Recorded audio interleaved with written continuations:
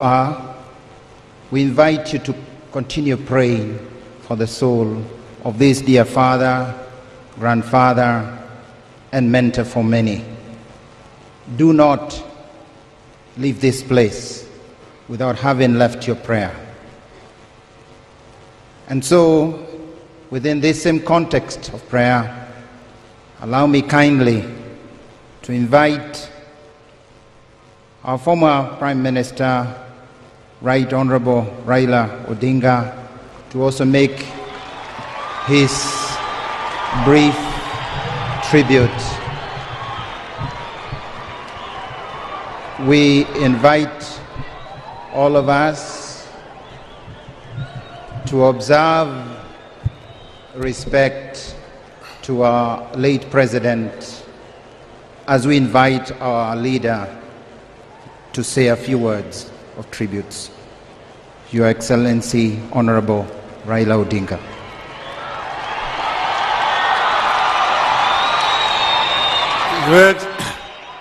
Your Excellency, President Uhuru Muigai Kenyatta,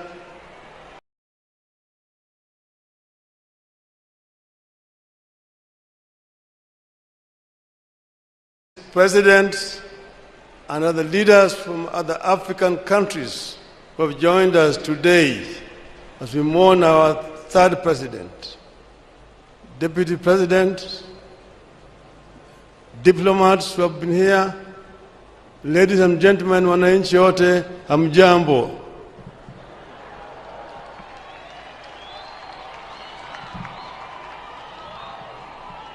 Excellency, I know that many of us will share my plight today.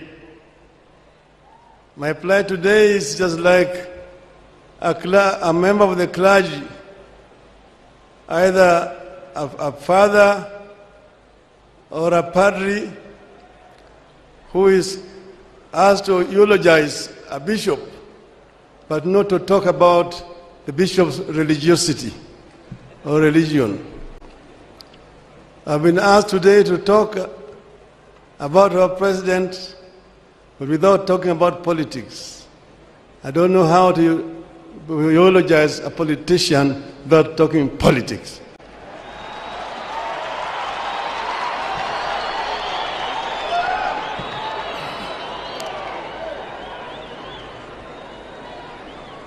The family of Mwai Kibaki, led by Jimmy, we are all with you as the nation of Kenya at this very, very sad moment when we say farewell to a great Kenyan patriot, Emilio Mwai Kibaki. But then, how did Mwai Kibaki come into where he came into? You know, Mwai Kibaki as a youth, Mwai Kibaki as a student, Mwai Kibaki as an intellectual, Mwai Kibaki as a politician. The story was told to us by Jaramogi and Mwai that after KANU was formed in Kirigiti Stadium in 1960, our draft constitution had been presented there, had been prepared by the one Mr. Ojino Okeo, who was Jaramogi's secretary. And he died on his way back to Kisumu through a road accident at the escarpment. Then later on, Obote. I found Obote was campaigning with a very beautiful manifesto. I asked him, who prepared this manifesto for you?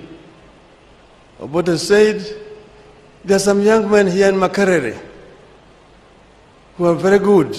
Their leader is actually a Kenyan. Then Jaramogi said, I want to see him. He brought Mwai Kibaki.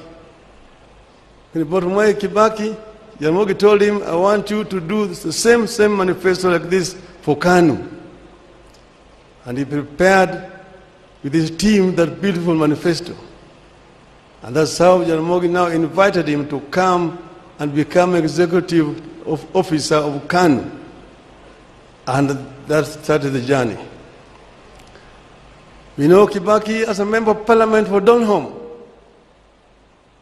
You know Kibaki as a minister for commerce and industry, as a minister for finance, as a vice president, as a leader of the opposition, as a president, as a retired president. And now here we are saying bye-bye to him, a great Kenyan. Mwai Kibaki is a gentleman, a man of conviction, a man who loved perfection. You worked with Kibaki first in the opposition together as our leader. How he used to lead, how he would discuss the budget and come up with an eloquent exposition of the budget, better than the Minister of Finance, and tell him how it should be done. Kibaki will tell you, these people don't know what they're doing. Bure kabisa.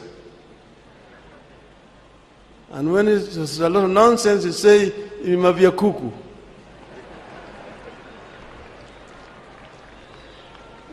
But he was a gentleman by excellence. In the cabinet, we worked together. He would allow a lot of debate in the cabinet.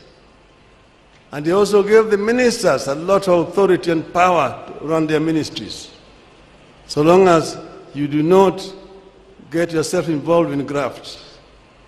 The biggest enemy of corruption, Mwai Kibaki. And nobody is indispensable when it came to issues of corruption. So we have learned a lot from Mwai Kibaki. We came with almost a bankrupt economy and transformed it. At one time when we were living, it was rising at a rate of 7% per annum because of Mwai Kibaki. Of course, we have had also our differences. When at one time, Kibaki got involved in an accident. Others, opportunities took advantage of that position. We never held it against Kibaki. At the time when we were negotiating post-election violence, the stocks had collapsed at Serena. Kofi Annan invited me and Kibaki for a meeting. We sat in the office of the President, President Kikwete, President Mkapa, Grace Machel, and Kofi Annan. We talked and talked. In the end, I said, I'm ready to come.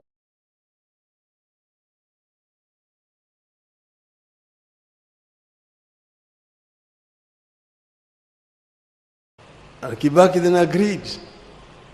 So when we agreed, we shook hands. After shaking hands, the other people now wanted to come into the room to try to persuade him not to agree. He told them, tumemaliza kila kitu. Sasa hakuna kitu tena, tunakwenda kuongea na dunia sasa. And we came out and shook hands with Mwai Kibaki, and he kept that words. There were differences sometimes in the course of running the government, but all of them were able to resolve them amicably. So in retirement, we will continue to remain friends. Each time he has been an advisor to me in many ways. So I've really lost a friend. The country of Kenya has lost a true patriot, a great leader whose value will only be known with the time as time continues to unfold. Mwai Kibaki, Emilio Mwai Kibaki, rest in peace. Rest in eternal peace. I bring finally also to you people condolences of the Kenyans in diaspora around the world who are not able to be with you here today. Thank you, Right Honorable Raila Odinga, for a wonderful tribute. Allow me now to invite for his brief tribute our Deputy President